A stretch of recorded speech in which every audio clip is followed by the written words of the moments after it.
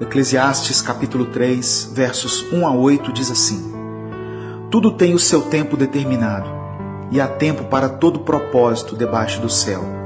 Há tempo de nascer e tempo de morrer, tempo de plantar e tempo de arrancar o que se plantou, tempo de matar e tempo de curar, tempo de derrubar e tempo de edificar, tempo de chorar e tempo de rir, tempo de prantear e tempo de dançar, tempo de espalhar pedras e tempo de ajuntar pedras, tempo de abraçar e tempo de afastar-se de abraçar, tempo de buscar e tempo de perder, tempo de guardar e tempo de lançar fora, tempo de rasgar e tempo de coser, tempo de estar calado e tempo de falar, tempo de amar e tempo de odiar, tempo de guerra e tempo de paz.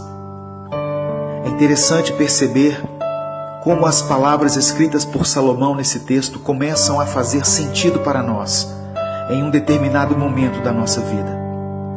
A Bíblia diz que Salomão foi o homem mais sábio do mundo.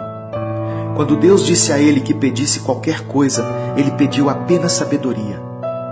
No final da sua vida, Salomão analisa tudo o que passou, todas as coisas que desfrutou, os prazeres, as comidas, as riquezas, e conclui dizendo que tudo isso é vaidade, ou seja, todas essas coisas são passageiras.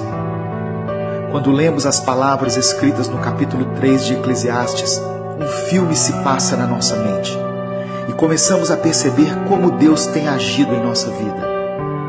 Quantas batalhas tivemos que perder no passado para que outras pudessem ser vencidas no futuro.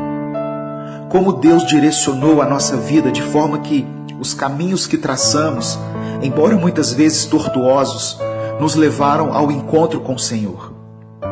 Como Deus transforma o nosso caráter ao longo dos anos para que tenhamos necessidade da sua presença e, movidos pelas circunstâncias, passemos a buscá-lo com mais intensidade.